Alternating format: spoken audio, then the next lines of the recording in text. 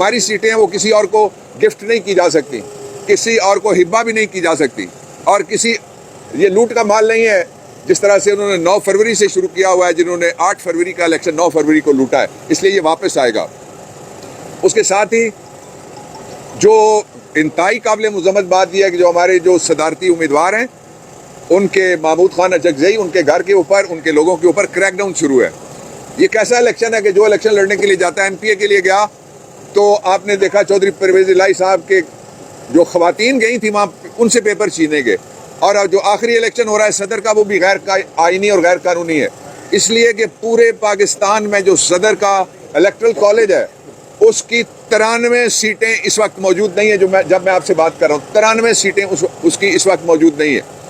उसके साथ ही जो एक किस तरह से मजाक हो रहा है आइन के साथ कि एक आइनी ओहदेदार जो इस वक्त भी मौजूद हैं सेनेट के अंदर, MPA का इलेक्शन लड़ा, MPA हो गए, दोनों ओहदे पास हैं।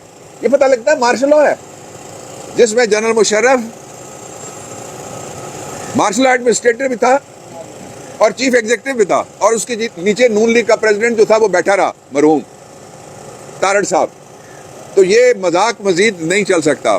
दो बातें और जो मैं इंपॉर्टेंट करना चाहता हूँ वो ये हैं कि चूंकि जो सदर का इलेक्शन है वो सरबराह रियासत का इलेक्शन है, सरबराह रियासत के इलेक्शन में अगर 93 वोट जिनमें से ख़वातीन और जो माइनॉरिटीज़ हैं उनको बाहर निकाल दिया जाए तो ये रियासत के रहनुमा उसूल हैं जो आर्टिकल 34 और 36 और 37 इनकी खिलाफ वर्जी हो रही है।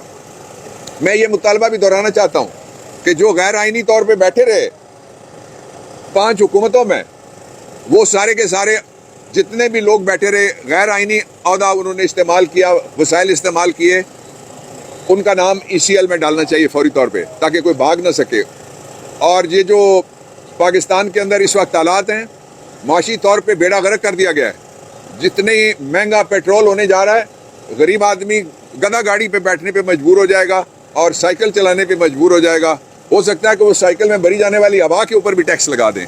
अभी IMF के साथ इन्होंने वादा किया कि हम 18% GST लागू कर रहे हैं पेट्रोलियम प्राइसेस पे, और एक महीने में नहीं, एक हफ्ते में नहीं, एक रात में ये तब्दील कर रहे हैं रेट्स, जिसका सीधा सीधा असर तो गरीबों पे होता है। और मैं वो लोग जो बोलते नहीं है, आप इस पे जो नहीं बोल रहे वो कौमी मुजरिम है, इस पे बोलना चाहिए, इस पे बात करनी चाहिए, जिससे के जरिए से पूरी कौम के ऊपर कर्ज लादा जाएगा और महंगाई और लादी जाएगी और नौकरियों के दरवाजे जो है वो सारे बंद किए हुए हैं। और जो पंजाब में खातून को बिठाया गया है उसके नतायज जो गैर हतमी नतायज सामने आना शुरू हो गए अभी से ही, इसलिए कि उसने हर तरह की पोस्टिंग ट्रांसफ़र अपनी करके बाकियों पे पाबंदी लगा दी है। मेरे साथ रब्ता किया कुछ टीचर्स ने जो स्पाउस पॉलिसी के तहत टीचर अगर एक ज़िले में है या कोई लेडी डॉक्टर एक ज़िले में काम कर रही हैं तो उनके दूसरे ज़िले में अगर स्पाउस है तो वहाँ उनकी ट्रांसफ़र हो सकती है। उस पर पाबंदी लगा के फैमिलीज़ के दरमियान एक दरार डाली गई है जो इंतहाई काबिल मुज़म्मत है। ECP के अलावा भी मामलात हैं, लेकिन ECP के 2 मामलात उनमें बड़ी इंपॉर्टेंट डेवलपमेंट हुई है। एक डेवलपमेंट ये है कि हमने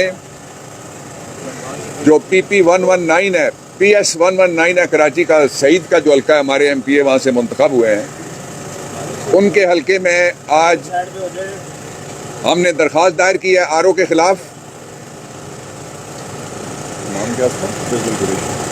फैसल कुरैशी RO, जो सरकारी मुलाजिम है, उसने एक झूठा इल्ज़ाम लगाया और हमारा मैंडेट चोरी किया, उस पर उसको नोटिस हो गया।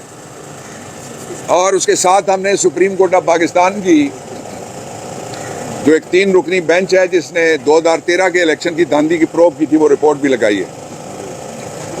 और हम जो चोरीशुदा मैंडेट है उसको वापस लेंगे। दूसरा हल्का है हमारा जो पंजाब का PP 50, उसमें हाजी अमानुल्लाह अवान जो मेरे वहाँ से PTI के कैंडिडेट थे, आज़ाद मुंतखब हुए, वो हमारे साथ खड़े हैं इस वक्त मेरी लेफ्ट पे।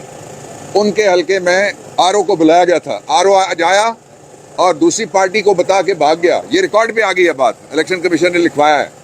और जो RO PP 50 है, नाम क्या है उसका? गजनफर गुमन को नोटिस जारी हुआ है शो कॉज का, और यहाँ हम उसके खिलाफ जो तारीख अगली आ रही है उससे पहले तोइने अदालत की दरख्वास्त, जहाँ पे ये इख्तियार इनके पास है, चूँकि इन्होंने इस्तेमाल किया है बनीगाला में भी जाके इलेक्शन कमीशन ने, इसलिए उसके खिलाफ हम फाइल कर रहे हैं।